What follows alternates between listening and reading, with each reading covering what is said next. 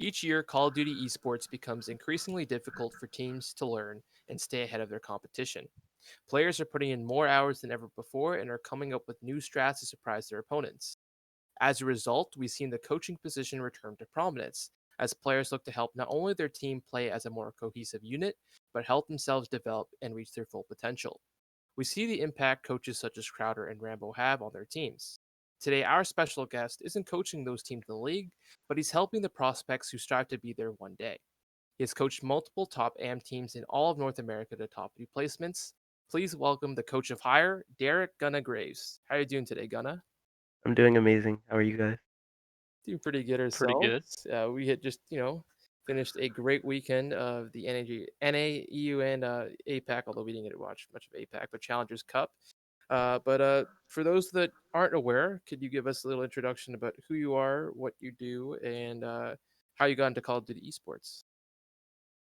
Well, my name is Derek Graves. I go by Gunna most of the time, and I coach Call of Duty, so like specifically challengers.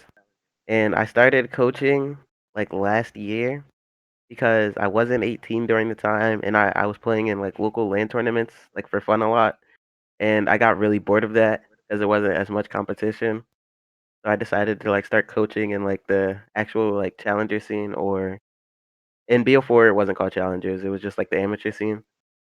And then once MW came out, I like started working my way up, coaching better players because they started having more trust in me, and now I'm here. It's really just to confirm, you are 17 still. Yes. Yeah, so that always like when I heard about that, that was something I was like pretty like curious to hear about because uh, I've I'm not aware of any other challengers coaches that are under like 18 years old. So for you to be coaching at 17, I think is pretty admirable. Um, but I just Seth, why don't you take it away with our first couple questions? Yeah. So where did you get Gunna as a gamer tag? How did you find that? Okay, so when I played like on Xbox, I did like the random name generator, Yeah. and the name it gave me was True Gunna 33, and I just kept Gunna from it, and like Ghost. I got the worst names from that like Xbox shit like stuff. They give me like dormitory Druid or some shit. I was like, Oh man, yeah. yeah. It looks like you looked at it in that aspect. But so you were playing at these local lands before. Do you ever, you know, if when you do turn 18, have you ever given any thought to going back to competing full time? I used to in the beginning, like in the beginning of like MW, cause like, but I don't really anymore, cause I found like a lot of success coaching, and it's like something that I really like to do more than playing. Hmm. Like, cause I don't think if I would have kept playing, I wouldn't have found this success, and I met so much new great people, and it's just something I fell in love with doing, helping players get to the league. Yeah, it's something really awesome. We've had the opportunity to at least interact with some of the other coaches from the EU scene and or some of their agents as well, and hearing how they want to, you know, you get to cultivate these players essentially and help develop them into the stars that they can be when they reach the league. Guys like Illy, Simp, and even we're seeing Hydra now get his opportunity, which is pretty cool. And I think it's pretty cool that you're taking the opportunity to do that as well. But with that being said, just to give a bit of background, so what was the first team that you coached and were really able to give input on? Uh, Black Ops 4. Black Ops 4, and that was what Juju, Coots, Hate, Noisy, and Katana. Uh, no, Black Ops 4. It was like lower like amateurs that aren't really as known I got you. in North America. It was like Stuntron and like his team. And Jeez. then I came into Modern Warfare, and my first team was actually Fame, Hunt, Lightning, Jansport Jake, and Beans. So you were actually with the higher organization way back when at the beginning of MW. Yes. Pretty interesting to be back with them with a completely different roster then. But what was it like? What was your experience like coaching this team for the first time? Was it what you expected? What was your sort of role slash responsibility for them? Well, I was like recording and like giving my input here and there. Like I was really new to it. I wasn't really like, and I'm just coming from like like just playing local lanes for fun. Hmm. So I really didn't know like how intimate a lot of people took it, but it gave me like a lot of insight on how like people who are actually trying to like make this a career take it. Yeah, I was gonna ask on that. Like, so it's kind of a weird question, but how did you land like a coaching job from local lands? Like, how did that kind of conversation go? And I guess once the results started turning in, there wasn't really a question, right? But how did that first kind of job land? Well, a team tweeted out for a coach, and I was really bored at the time, Okay, so I just like told them I would do it. just So like that's watch the VODs and that yeah. kind of stuff. Yeah, okay, that's cool. That's Is cool. it, so how have you how has you as a coach developed since that first opportunity? Like, what have you learned since that helps you be the coach that you are today? Well, I've actually developed like a lot really. At first, like I was like kind of nervous to talk. Really, I wouldn't give my input a lot.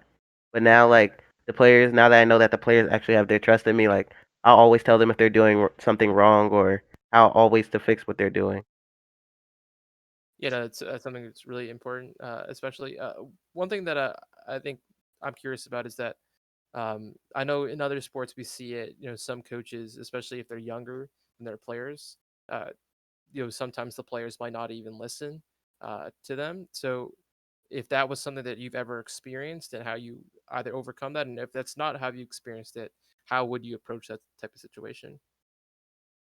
I mean, I don't think I've ever really experienced it at that, Mhm, but I would have like well, sometimes I understand where like the players are coming from at mhm. like the top level because they're like very accomplished. You know, they've won without like somebody who's very like unexperienced in like competing at the top level. But you just gotta like if you're coaching them and you're not very experienced like I was at the time, you gotta make sure that you like know what you're talking about so they could put their trust into you. Gotcha. And That makes so, sense. yeah. So, what besides watching VODs, what else do you do to help the team and the players individually get better, by both in game as well as outside of game? Well, outside of the game, I make sure like that they're not really arguing as much. You know, like my team, like we rarely ever have like big arguments. And inside of the game, you know, if whenever they make like a mistake, I always call them out on that mistake. Just like not coming at them, but making sure like they know that because like if you don't tell them it's wrong, then they're going to continue doing it, thinking it's okay. Yeah, kind of along that thread. I know Zinks on the podcast. He mentioned that he had some issues with sometimes being a bit of a toxic teammate and Yeah, communication issues in the past. Have you seen him grow in that area, and is that also yeah. attributed to you being a coach as well? I wouldn't say it's contributed to me really. I think he's done that like on his own, That's but good. he's grew a lot in that situation. Like he's probably one of the best teammates like that you could have as a main AR. I was just thinking, like on your roster right now, the four guys, it's like just good vibes, good teammates, like just Yeah, spoofs come. They're really great friends and really That's great great. teammates in and out of game. I was gonna That's ask you really like, well, I was gonna say so the same three core of like Stamino, Zinx, and Penta obviously carried over from last year, and picking up Spoof, whose decision was that, and also was that like a respawn decision because he is more, I guess, proficient respawn. What led to that decision to pick up Spoof? So at first we had the core three of from last year. Like and we were like kind of looking for a fourth and there was like a lot of options that we had. Like we were talking about picking up Fame Okay. and like and we came with like Tristan because he's like, you know, very accomplished in respawn in other games. And Fame's a great player, but we like and they were also really good friends with Tristan still at the time. Okay, makes sense. Yeah, because it felt when Ziggs told us the roster for like the next year, I was like, ooh, damn, like that sounds pretty good because like the one area where I think the team struggled a bit last year was respawn, right? And spoof, Yeah. especially the beginning of games, is always really good at respawn. Like last year, people don't remember, but he was dropping 40 bombs alongside Awakening at the beginning of the Yeah, year. it So like was. he's yeah definitely capable. you know I want to touch on the S&D, especially for this team, because we've seen in years past, or not necessarily years past, but even last year with the guys like Zinx, Penta, like they're all individually talented in S&D. But what did you contribute in terms of their S&D strats and innovating them? Because I know Zinx told us that uh, they were constantly having to innovate their S&D strats to stay ahead last year in MW, and they did so, and that's why they were so successful. So, like, we're just like, cause like, if you play a lot of tourneys, right, Mhm. and you're doing the same search and destroy, like search and destroy strats over and over again, teams will start to catch on. So like, I try to like making sure that we are like updating, like adding new stuff every week. Like once a week, we just go have a day where we go over like different stuff to for search and destroy, so we just don't get countered whenever we play. I Interesting. might jump ahead here, but on that note, Moscow last tournament, you guys were crushing it and cruising and seemed to have really good strats and played aggressively. I don't want to go too into that, right? But I just wanted to ask when you played Wester on Moscow, their aggression and like mid map presence seemed to be kind of dominant. So when that kind of thing happens, do you like how do you guys? I guess how do you as a coach try to help them make mid round adjustments when you're not there to tell them right away? Like how do you plan that in the head? If someone's reading your strats or someone's calling something that you're not ready for, like how do you kind of get that mentality going? It's kind of like for me, since I can't like help them like in the game, Mhm. especially during a tournament. Like it's very hard to prepare for stuff like that. So like I just have to like remind them that like to do it themselves, kind of basically, and just making sure that they trust each other's calls and trust each other's adjustments that they have. How Makes much sense. how much work do you do with regards to watching VODs of other teams and learning what strats they do and trying to find ways to counter them as well? I try to do that a lot, really, because Mhm. it's like really important. So like if we like basically to have the upper hand on them in the matches. Is there So is there an example you can give us from last year of like a team you're able to counter strat? not really, cause like it got kind of hard at the end of the year, Mhm. as teams like stopped streaming, That's and fair. they were like it was like teams are always improving also at the same time as like we're improving. So the same times that we're updating like what we do, they're also updating it too. So sometimes it gets really hard, and I don't want to give them like the wrong information and just have the other team not do it. Yeah, of course. Yeah, no, you gotta trust the players, and I think the group you found is very a very sound team, especially both in S&D. But we saw this team sort of jumping ahead. I know we're jumping ahead a little bit, but we really want to talk about your team and your work with the roster. But especially this weekend, we saw them at times struggling to respawn, but the very next match they come back and they'd make minor adjustments, and you'd see them perform better. What did you uh, help them with throughout this past weekend that helped them make those tweaks and respawn? So like we had a lot of like simple like issues in respawn with like, general stuff as in not waiting for each other, Hmm. and like we're just like trying to make singular hero plays, and Hmm. like that's not what this team is based on. It's like based on like being a true team because they all have individual talent, of course. But Hmm. like when we play like together as a team, like we could be like one of the most dominant respawn teams also, as well as our S&D. Hmm. And Yeah. like making sure after like a tough loss of a like a respawn map one or something, they're just all composed and not like arguing, and they're just getting ready for the next map. Yeah, it's one thing I think Nate brings a lot of value to as a teammate is like after a loss of a round, when like it's kind of quiet, Nate just his like relaxed kind of tone of like, all right, it's all right, next map. Like it's Yeah. just like I've rarely ever seen an AIM player have that much composure. Like you go to other people's streams, and I don't want to name names, but wow, just Yeah. wow. So yeah, it's one thing that like I remember there was a S&D tournaments like in the off season, and Nate was playing with Teddy Rex, and it was the funniest stream ever because you have Teddy just barking out instructions and barking out callouts and giving gas, and you have Pentagram just kind of absorbing it all in, like, "Yep, all right, next round." Like, yeah, we're Yeah. doing well. It was great.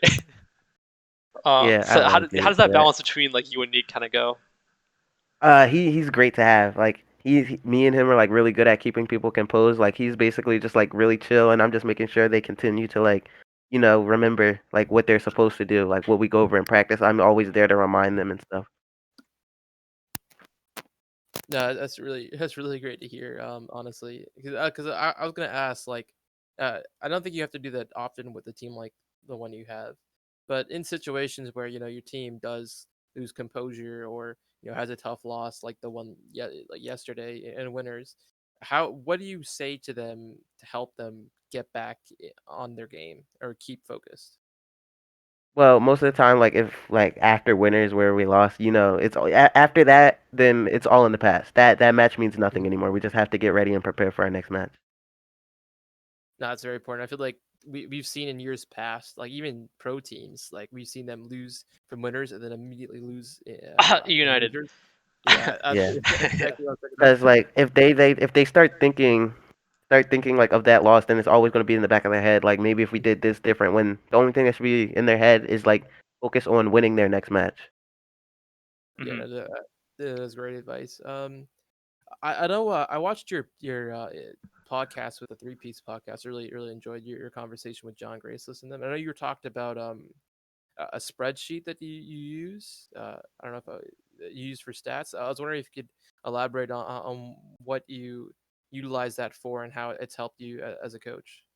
Well, I'm not really that much into analytics as much as like other people are, Hmm. but for like I have like I do everything with a Google folder to keep everything like organized. So like for 1 week, I have like what we're working on, and then I have their map counts for the week, just so like we know what we need to improve on, like as the week like progresses, and stuff that like and the players have access to it. Like they could add anything they want on stuff they want to try and different setups and holds, and like sometimes we have different counters to other teams. So I just use that for like everything. Yeah, I was gonna ask, like, do you like track, like for map vetoes, for example? Is that usually based on what you guys prefer and are comfortable on, or also what you know someone's weak on? A little bit of both, a lot of Both. both Okay. actually.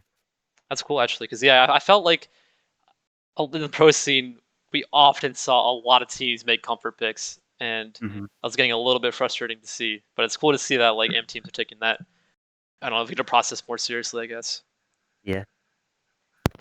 Yeah, what I wanted to talk to you about, obviously with the switch to 5v5 and 4v4, how has that impacted, you think, your way of coaching the team with regards to strats and your approach in general?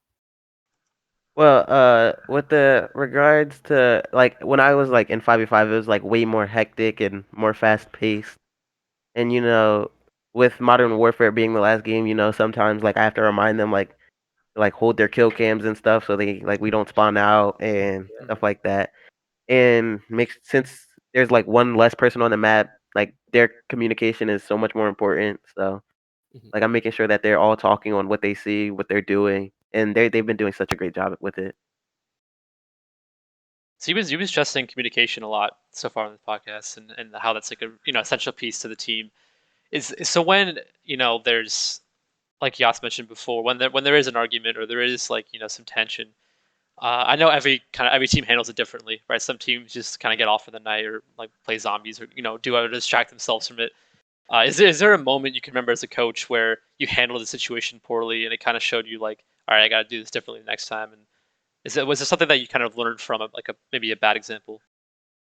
Not with this team to be exact, but earlier when I was like earlier in my coaching career, there were a lot of times where after an argument they just get off, and I don't think that's really like how to handle it. Because if you get off, then like you never like addressed anything, then you just basically wasted it.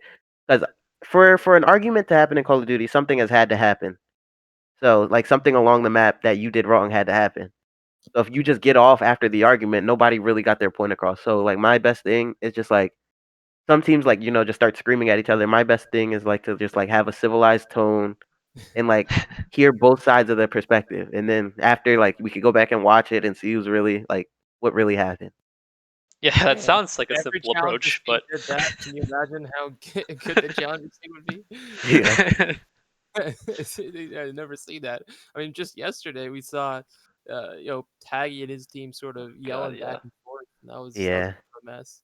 that was funny, But but entertaining. But it clearly isn't going to help their team no, it's progress not. if they're not Yeah. getting to the end root of the situation. But I want to talk to you about what do you find to be the most challenging aspect as a coach to be? um it has to be like working like so for us we like stream scrims a lot because they love streaming, keep their content out, growing their brand.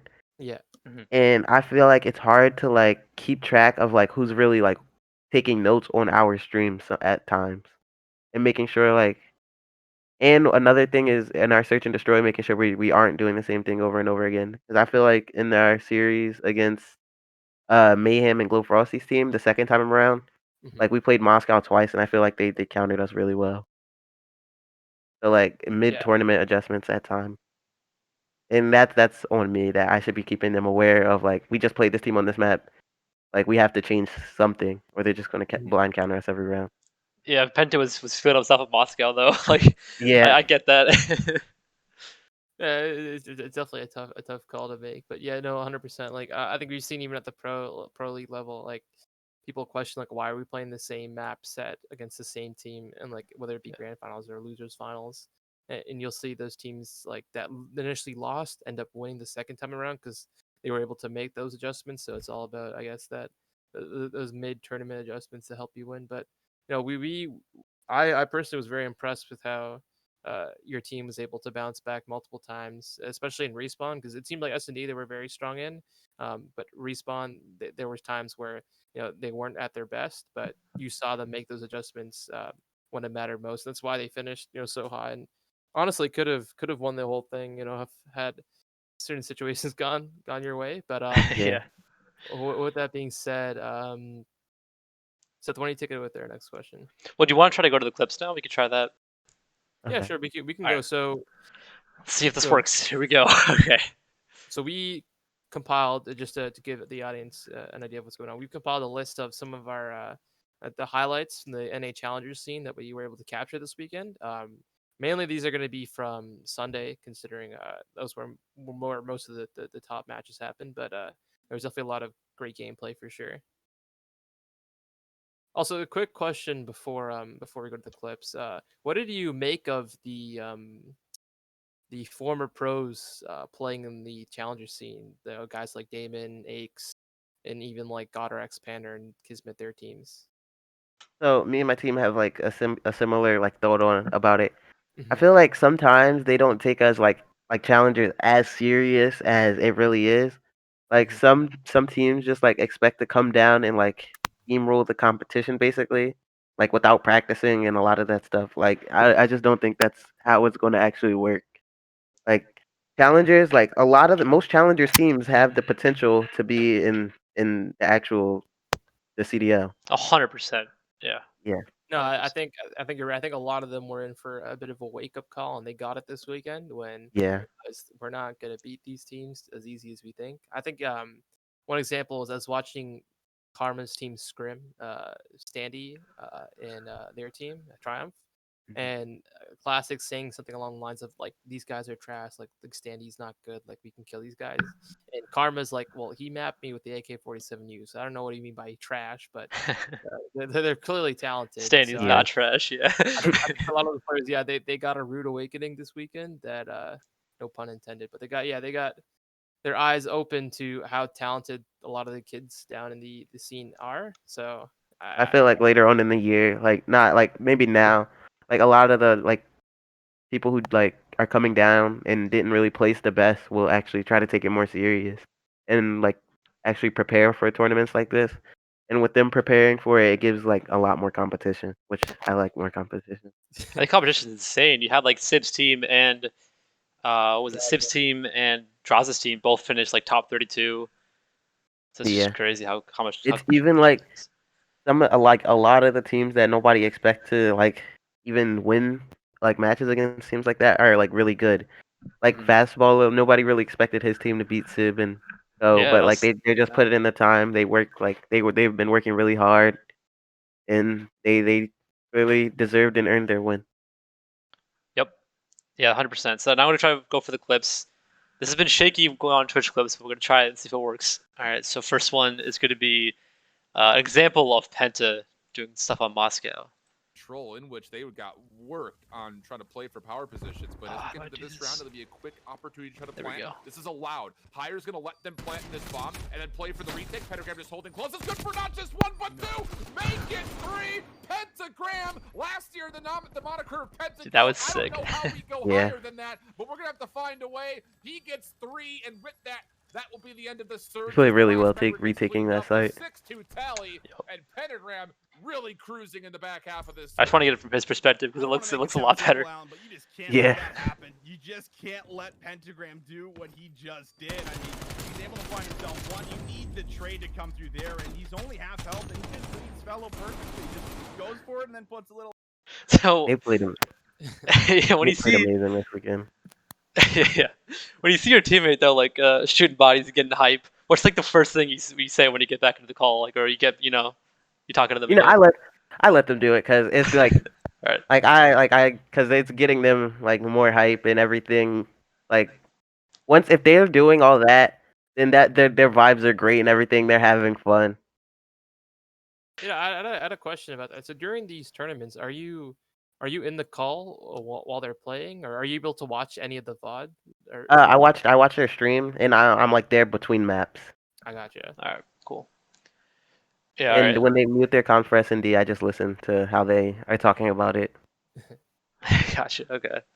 Yeah, I was wondering because like Yeah. Well, what did Penda say? yeah. he was hype. He was like, "Let's go" and everything. That was to win the map and everything. Yeah. That was a big split map too. And Moscow was just dominant. Like every S&D was like 6-2, 6-1 on Moscow until Westar and Yeah. Frosty scene. But yeah, was that like your strongest search map heading in? Is that why you guys felt so confident on it? Yes. Yeah, okay. I mean, it definitely felt like that way. Well, it was just the way the veto like we were really good at most search and destroy maps Mhm. like during practice and everything. It was just the way that the vetoes were working, to where we were vetoing our map, and then the other teams like would just veto another map, and we did like play Moscow, and we were very comfortable on that map anyway. Okay, that makes sense. All right, so the next clip we're gonna get I want to get your thoughts on this because I noticed this a couple times at different spots and different maps, and I want to know what you thought about it. I'm seeing the mid. I'm working street, boys. I'm working Absolutely. street. He went top in window. I'll go I window? top in Okay. window, yes. All the Working bomb. flank.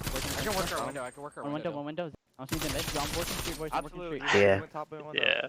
I'll You go could see his window, name window, through the yes. wall. Yeah, so I noticed that a couple times. It was like that map on plane. Obviously, you can do it as well. And when that happened in the stream, Ace was like, "No way they cheating! Like no way!" And I was like, "I don't know, man. It's not like I don't So think that's cheating. I don't don't think think it's that's cheating. Cause like, literally anybody could do it. It's like, Yeah. it's a mechanic in the game, so it's meant to be there. I'm pretty sure. And if it's not, then that's not the player's fault. Yeah, but so Uh, how often do you find those spots? Like, is that something that you guys try to like find? Like, it's like different S&D spots or We stuff like don't that? try to find it, but if it happens, then we'll use it. Like if one of us Sure. find it by accident, we'll use it. Okay, yeah. I was thinking about like what Salyev's play on Piccadilly last year in the ticket Yeah. booth. Play for the aim assist. Even a bigger throwback than that is Clay back at the beginning of Black Ops 3 when he was like finding those unintended or intended line Yeah. of sights like Yeah, above that the was trees. funny. Yeah, you got crap for it, and he's like, "Well, is this considered?" Yeah, like, a it's not really the player's fault that they're Yeah. like putting time in and finding stuff like that to give them like, because at the end of the day, it's all competition. So Mhm. like you'll do like really anything that's allowed to get the upper hand on your competition, and that was just one of them. Yeah, for sure. Before we go to this next clip, I wanted to ask you, with regards to not even just your players, but in general, what have you like noticed are qualities or traits, whether it be in game or out of game, that typically the top players seem to all have in common? The way so when I've coached like lower players before. My friends are like I still listen to them play and how they play and go around the map. But it's like the way that the players talk to themselves, like each other around the map, and like how they're always talking about what they're doing. Like most teams, it's like surprising, but like a lot of the teams that aren't at really the top level yet, like they just lack talking about how to play the map, and they get really frantic. And it's just like the way how calm you are whenever you're playing. So you're not like screaming call outs at all times because that it makes it harder to hear other stuff around the map, like harder to hear other teammates, and like less important stuff. It's just like being screamed when it shouldn't be. So in other words, communication separates. Yeah, and the way that some teams go around fixing their mistakes. There's a Gotcha. lot of like teams break up during it, and it's like it's uncalled for over a little mistake. Actually, yeah, that reminded me. Something I wanted to ask you. The challenger scene. You haven't actually had to deal with this, as far as I know, but the challenger scene is very volatile in terms of team changes. You see, play. You think even right after this weekend, we saw Draza's team split up Yeah. as well. And for me personally, I understand why players are wanting to create a team that's going to work, and if it doesn't work, they want to switch. But I feel like if you're not able to have a consistent environment or home in terms of a team, and be able to grow with them, then how can you expect to do well if you're constantly changing environments for yourself? I feel like if you're putting yourself at an extreme disadvantage by like changing teams every week and Mhm. making like roster changes like that, because so now your new team that you will have is going against a team that's been practicing for like a month now already. Yep. Or like you're just playing against teams that haven't changed and have been practicing the entire time. Yeah, so when it comes to team changes, how involved are you with regards to the team? And uh, is there ever a situation where has there ever been a situation where the team wants to either pick up someone or drop someone, and you maybe have disagreed with it? Not really. I always trust them basically, as Yeah. this is who they're playing with, who they're gonna have like for the year and everything. So I trust them on every team decision they make, and I'll put my input in most of the time, and we respect each other. All right, that's great to That's hear. good. But we can go to the next clip if you have it set. Yeah, so next clip actually is a good lead into this one because it's a Neptune clutch, and what I want to focus on though is the communications around the clutch. So Neptune clutches like a 1v2 in Surge and plays it pretty well, but he has like a ton of backseat gaming. And I just want to get your thoughts as a coach of like how it played out. So let's get that going. Got one. Nice. One's like Cat, somewhere on me. Yeah, he's cat. On me, our side. Cat, I got cat. You're our last operator. Stay on mission. I got with my bomb, vent. You got this, baby. Let's go. Watch out. Just check us out, you win. He's on it. Fucking Let's go, man. Good shit, Nap. Let's go, baby. In a play like that, like I agree with how they're talking, because it's like it's simple. They're not telling him really what to do. He's probably going to do that anyway, just like playing the time. But like if you're like in a like if like one of the players are in like a 1v1 and you're basically like telling them how to play the round, like saying where to go, like do this, do that, like it's sometimes it will make a player uncomfortable because they don't get to play the 1v1 how they wanted to play it. Mhm. So then they'll like try to do something that they're not comfortable with, and then it just backfires on everyone. Yeah, I agree. I thought they played that actually. It all worked out really well there because they were quiet when you made like the sneak play, Yeah. like didn't shoot the trigger discipline, and then they just kind of reminded them like, "Yo, check bomb." I thought that was really well done from them. Yeah, they And play that really well. I don't know if you've seen much of them play or skimmed a lot against them, but what do you think of Neptune so far? Because he looks pretty good out of the gates. Neptune is really talented, and he's learning the hang of Call of Duty pretty quickly. He's played BO4 a lot. He's been grinding COD for like the off season, and I'm happy he's found a good team. Nice. Okay. Yeah. Because I was wondering, because some of these guys are usually on my radar, and I have a pretty good track with them. And sometimes they come out of nowhere, either it's from Halo or just like different streams. Like Fire came out of nowhere for me because I wasn't watching like Hardpoint, tournaments. Yeah. But yeah, that's good to see. And then our last clip is a clip of Decimate doing some pretty Push now crazy coming stuff. through. I watched Fading out That was shots right now crazy. will take some in towards Desi, but Neptune with the double up is stopping them from actually making any progress on the No zone. way. And Desi ends up finding Spart here. They need to stop the clock, and that's a big kill coming through for Frosty in the back, but they need to find Desi on the point. The last one alive. Desi finds a two-piece, moves it from AM. He finds the three-piece, and Desi, an unbelievable play to Jesse, yeah, that was That was nasty. insane. Yeah, that was a great clip. All right, so let's assume that he just does that to your team. All right, let's just say that happens, right?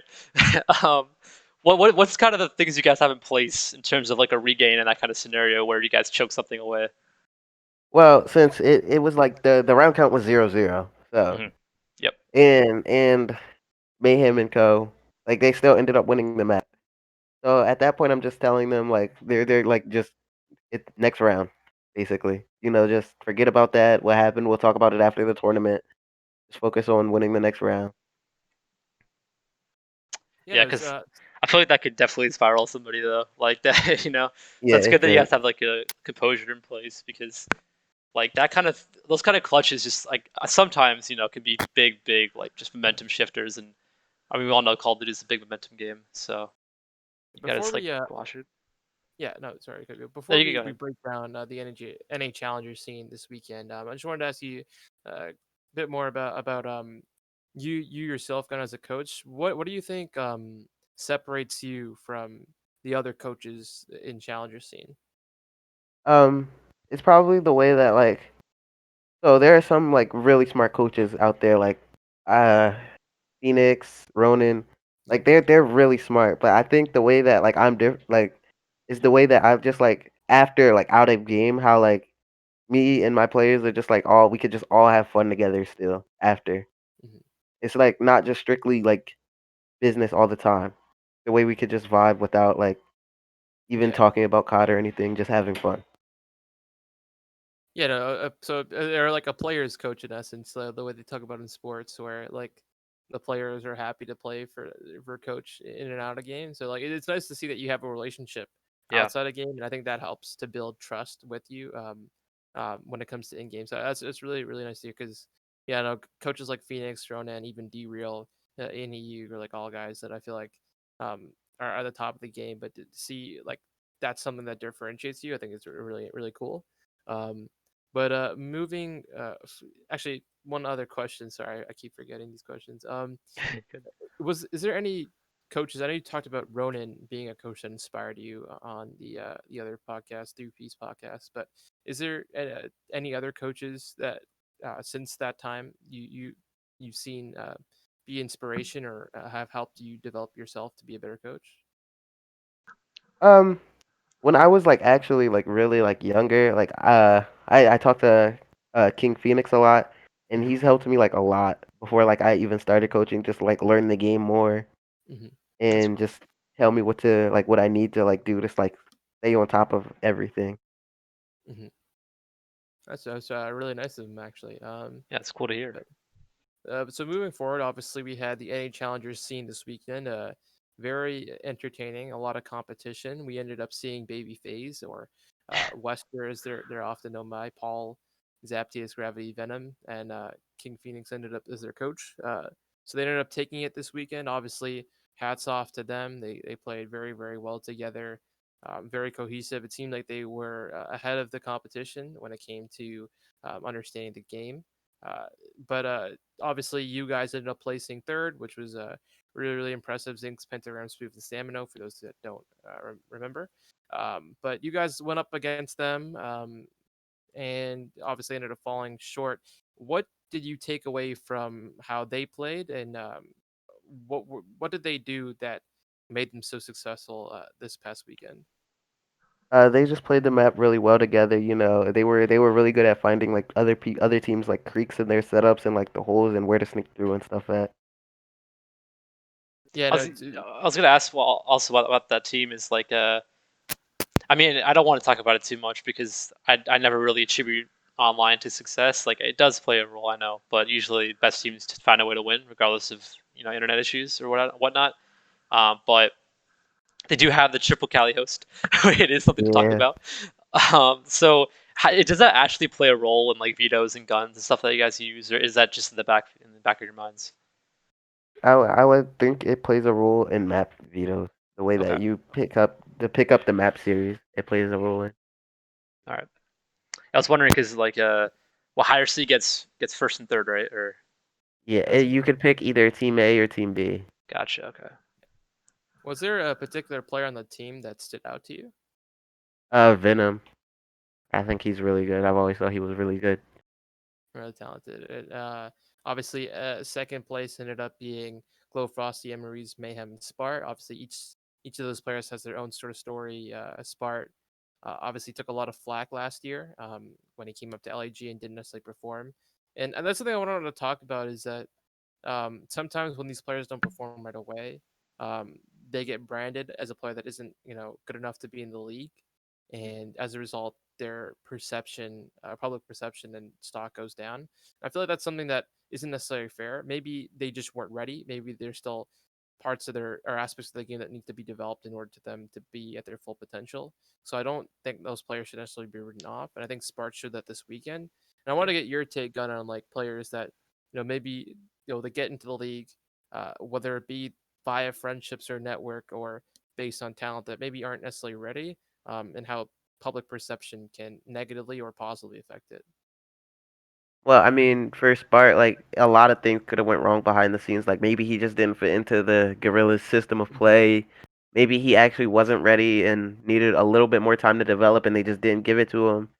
But I just feel like it's kind of unfair to basically judge him off that short stint that he did have in the league, where he basically played like a quarter of the season, Hmm.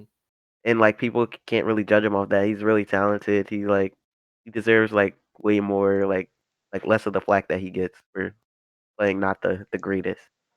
I also Yeah, wanted to ask, did you scrim? Did you guys scrim last year the Toronto Academy team, and how did Mayhem look on that team?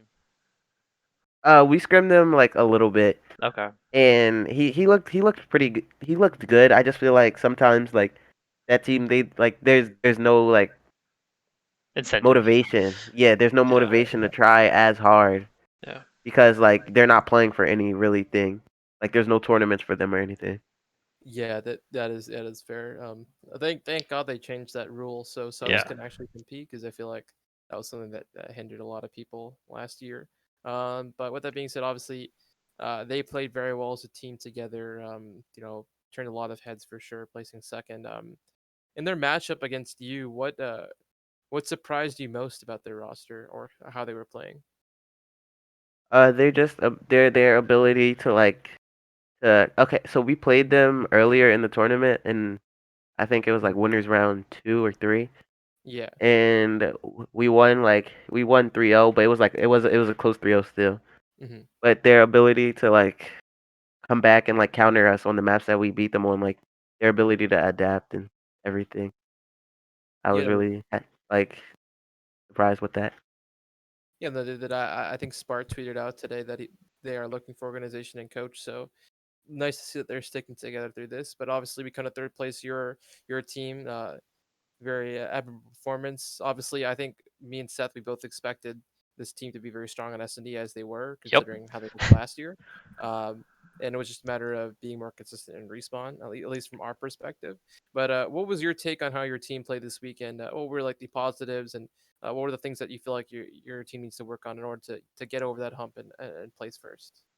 I think they showed amazing composure, which is makes me really happy because there were a lot of the times where we kind of went down and we just came back and like just staying composed, like saying okay we still got this and that. And I respawn like we're making like little mistakes and respawn like mistakes that will easily be fixed. So I'm not really worried about any of that, but I'm just really happy how they performed. Cause Were like there? the Yes, sir. amount of competition. Of course, I really wanted to win, but the amount of competition like this year coming from the CDL last year and new teams being formed and new players coming to North America. Like third isn't terrible or anything by Yeah, I any was means. yeah, I was we talked about before the podcast started. I was saying like honestly, even making top 8 was crazy in this tournament. Yeah, It might get easier as some of the older pros start to fizzle out because it kind of happens every year. But yeah, this first tournament of the year is always kind of crazy like that. I mean, yeah, you had a combination of 6 world championships Yep. in the top 8. Yeah, so there was definitely talent for sure. But with regards to your team, obviously all of them played very well. But if you can you choose one player that in your mind really stood out and had a great weekend? uh, Nate played really well in S&D the entire like pentagram. He played really well the S&D the entire tournament. Yeah, no, I think you saw, yeah, before the podcast we posted a tweet of like our team of the cup, Boom. There it sort of team of is. the week. Yeah, Pentagram was the guy we highlighted because we were very impressed with how, I mean, we've come to know that he's a very strong S&D player, but he definitely took it to another level this weekend. So it Yeah, was great to but see. they all really excelled at their role and did what they all were supposed to do. They're all really talented, really Yeah. smart players. Was there a team that you guys faced or may have just seen through VODs that either you know surpassed your expectations or maybe fell short of your expectations? Um, there were some teams that kind of fell short, but I like it wasn't like they just had like a hard bracket and Mhm. lost the game 5. Like I expected Draza's team to do a lot better than they did. Oh, that was Mhm. so tough, man. That ninja I defuse. Oh god. oh no, Parasite tweeted free agent. Oh, really actually happened? Oh my god. Yeah. Well, that is something. Actually, well, that's something to talk about. Obviously, I think we saw yesterday.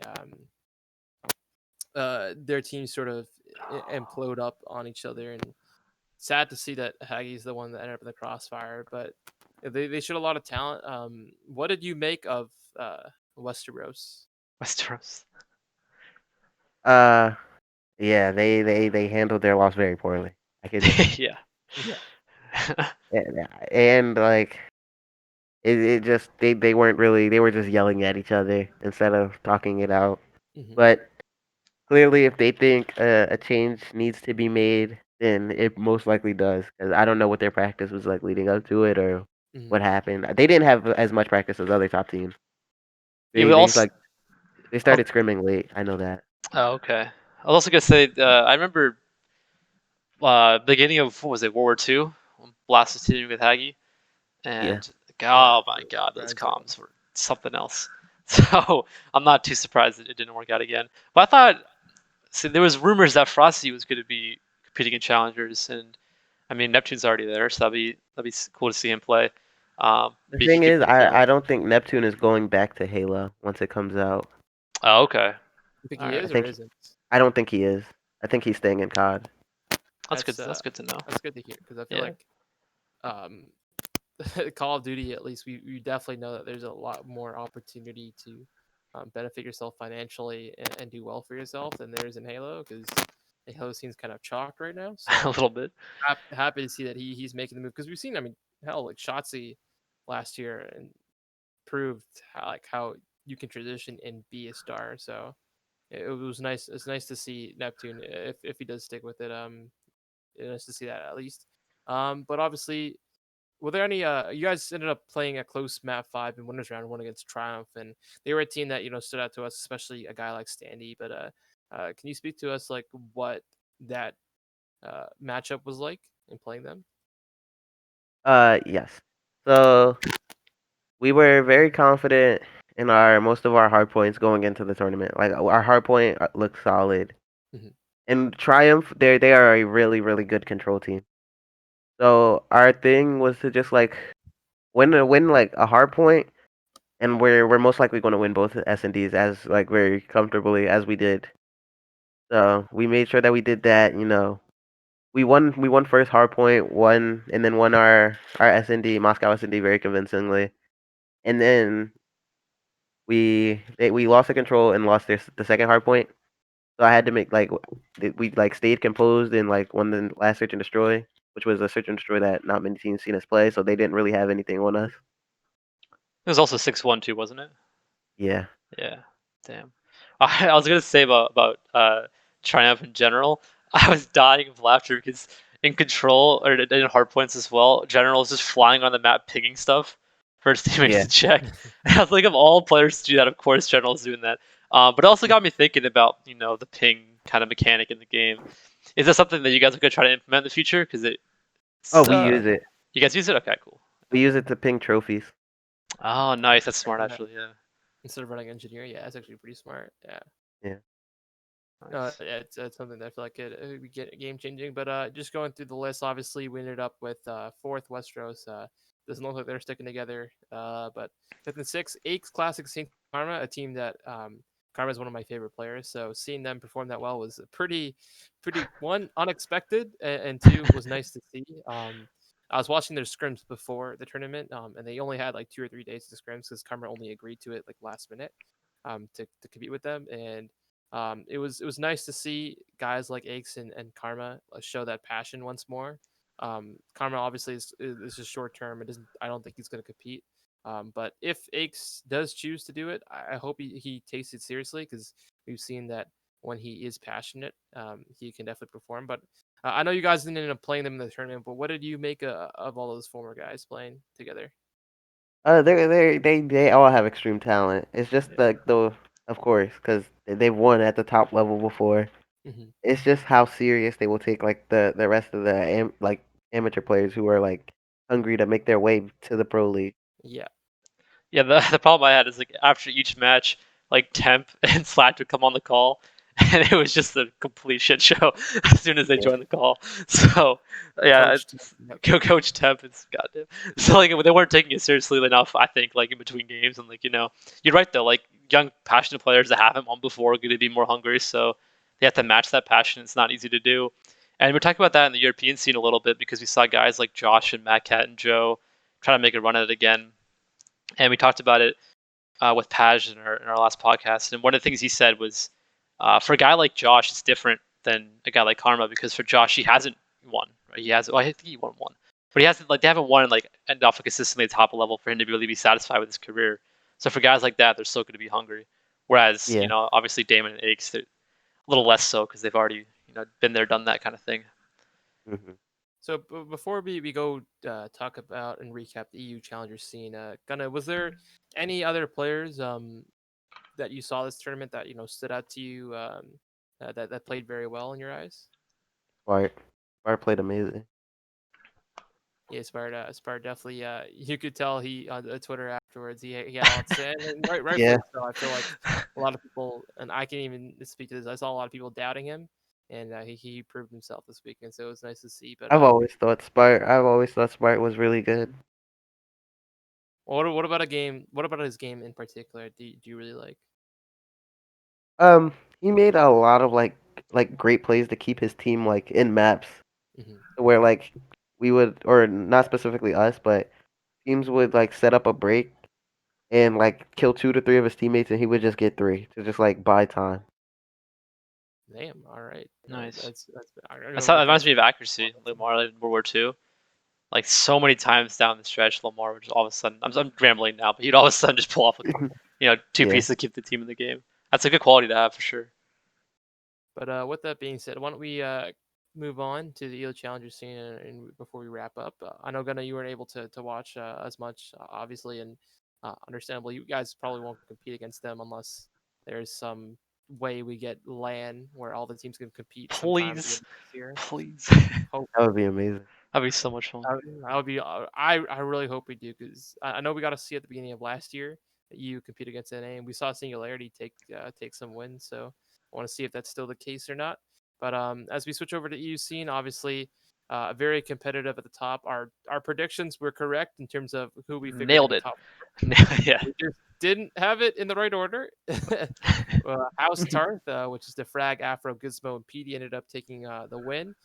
Congratulations to them. Obviously, they played very, very well this weekend. Afro is a guy that we've highlighted as a superstar that is poised to play in the CDL for quite some time now, and he proved it. He played especially a lot more aggressive as an SMG, AK-47U, I think, majority of the time, and really liked it. Him and Defrag seemed to be, on point. Just looking at their stats from grand finals, I was able to take down Afro at a 1.17. He was electric in both S&D most of the time. But not even to compare to his teammate Defrag, who his stats weren't the greatest, and we kind of made fun of this when I tweeted it out. His Yeah. stats don't feel the greatest, but if you watched him play, he was making all the right plays. He was helping, Afro perform as well as he was. He was putting pressure on the map, playing the right way that you should, and even in S&D, he was popping off. So um, they looked very, very strong in particular. Obviously, second place ended up being a Singularity, who made quite a run in losers bracket. So they were in losers bracket round one because they lost game 5 to Rams, and ended up being Obtained Esports beat Connect 5, which was Mad Cat's team. They ended up rematching and beating the Spanish team Rams. Beat Bullfrog, which was Dave's team, which is not Team War. We'll just call them Team War because they're basically Team War from Yeah. last year. And then they won the first series 3-0 House Tarth, but looks like they ran out of steam. Obviously, players to highlight from that series was definitely Bids. It looks like he feels way more comfortable 4v4, especially with an AR in his hands. He mentioned that he had to run SMG last year. This year, not the case, and it shows. He hit a 1.36 in the first best of 5 God damn. in grand finals. He was electric with the Krieg, especially making all the plays for his roster. Him and Maple seemed very comfortable, and I think it was them not necessarily at their best in the second best of 5 that really hurt them. But those guys look good. Obviously, Detain had a great series as well. Denza, they look very strong. I think it's just they were out of gas the other day, so I expect them to be competing at the top for some time. Going down, obviously, Bullfrog or Timor. Dave, Josh, Nasty, and Vortex. Obviously, Nasty was our player for part of the team of the cup.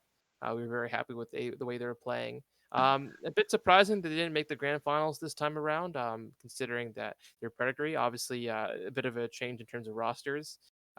Dave wasn't the best AR in our opinion. Maple was the best AR at this event, Yep. from what we could tell. So very curious to see if Dave will bring it up. Obviously, it's the first event, so it's hard to, um, it's hard to say. They'll get an opportunity next weekend. And the last team I wanted to highlight was the Rams. So we finally got the all Spanish team back. Vamos. Yeah, Vamos. For a lot of these guys, this is a great opportunity for them to play. The Journey played last year in Challengers. I'm not too sure about Invidian, but I know Lucky and Invidian played, he just didn't have the best performances. I see. Well, with regards to Lucky Metals, they were on the bench for majority of the year. Metals got some playing opportunity, and he would have stayed on Toronto's main roster had the meta not shifted towards a more M4 type meta. Because once that happened, it made more sense to keep a guy like Vance as opposed to Metals. So he was unable to stay. But Journey looked fantastic. He was constantly making plays for his team in that matchup. I think he ended up with he only ended up he had a 1.21 I think at the or 1.0 in the first series that they played, and you look at a 1.0, oh, that's nothing. But if you were watching the way he was playing, he was dynamite for them in both Respawn and S&D. I was just gonna say, I think Journey's the best player in Europe right now. Like, I know Afro's doing crazy stuff on the map, but Journey's like a whole other breed. He's insane at this game. Journey's extremely talented at every game. It's insane. Like, his centering is on point. Journey's a player you can speak to since he played last year in NA Challengers. But what did you like about Journey's game? His speed, basically. He's really fast, and it helps him out a lot. Yeah, I was like, I'm practicing my Spanish, and I was checking out his stream, bro. It's crazy, man. Like, he was, I watched him play on the map with the plane. I forget the name of the map. He's like sliding in and out of plane, picking every different window he possibly could, getting kills. Yeah, checkmate. Yeah, it's insane. Yeah, he was. I think 14. He dropped 14 in the S&D against Singularity. Ended up losing, but he looked very strong. What I will say about the EU Challenger scene was that it was very different compared to NA because of the GA's rule set they had. So EU, unlike NA, they had smokes and hard points and respawn, so that made things a lot more confusing. EU also played Cartel, which was a very interesting choice, and they banned the AK, so they had M4s out. So it was a very different tournament. But obviously you could tell that the top 4 teams will more than likely be the top 4 teams for majority of the year unless there are roster changes. I think the talent there speaks for itself. But very, very impressed by all those guys. Our team of the week was, I believe, Nasty, Afro, Bids, and I'm blanking on the 4, and Journey, of course. So those are the guys we highlighted. But that was a very entertaining tournament. I look forward to watching the next year. Now, I know people will get on us about not having an APAC one. To be honest, we didn't have as much opportunity to watch their matches. What I will say is what we said in the past is Predator is a guy that we really like and hope will come to the league one day. But other than that, they ended up winning in pretty comfortable fashion over their Renegades once again, so not surprised. But with that being said, Seth, what were your thoughts on the EU scene? Yeah, it's just it's top heavy, right? So the big difference between NA and EU is EU's top heavy, top 4 teams are, I think personally, are pretty far ahead of the rest of the pack. I know like Chain and Whalers also look pretty good this weekend, and Mad Cat, they count them out. But in terms of like talent, it's definitely top heavy in Europe, and it makes it more fun on Sundays. But on Saturday, a lot of the streams were just like spankings. It was kind of hard to watch versus in obviously NA where any stream you pop into past like round 5 is going to be a good one. So yeah, and like the good matches start for like your top 16 match. Yeah, it's insane. But in terms of like the talent pool, I do think that last year it seemed like EU was ahead of NA because not just Singularity as being NA teams, but also like they just seem to be a step ahead. But this year I feel like I don't want to say the NAC's caught up because that doesn't really feel right to say, but I feel like there's definitely top prospects in both regions now that are easily getting picked up in the CDL pretty quickly. I agree. Yeah, no, I think I really do hope we get an opportunity to see these teams compete against one another. I'd love Yes. to see that because honestly, as much as I love the CDL and I think the CDL is going to be amazing this year, the prospect of having the top EU, top NA, and top like and Renegades and Chiefs. There's two now, so There's we'll two. say two. Yeah. But having all those teams compete one against another, to see who really is the best would be something I think would be almost more entertaining than the CDL finals with the way they've Dude, changed the that's format. what I'm saying, dude. I said like last I year, agree. I was trying to Pretty tell crazy. Yas like all year how fun Challengers was. I agree. I love watching Challengers. Yeah, it's What's passion, man. yeah, so it's really crazy. But uh, unless Seth has anything else to say, I just wanted to thank you again, Gunna, for coming on. We really do appreciate it. Obviously, we were able to have your teammate Zinx on not too long ago, and that was really entertaining. And you've been a great guest. But before we go, I just wanted to give you an opportunity, to say anything else that you want to say. Um, yeah, and give you the platform right here. I just wanted to say thank you for having me. You guys have been great so far, and it was really fun. Nice. Thank you very much. We appreciate it. Obviously, we're gonna keep trying to grind out challengers content. We're gonna definitely. Yes. We've always kept a tab on your team in particular because we really like the players and like the way you've been coaching the team. So, good job on that, and we wish you good luck in next week's challengers. And hopefully the updates to tonight are good ones. Yeah. Thank you. Yeah. All right. All right, so Yeah. See you guys.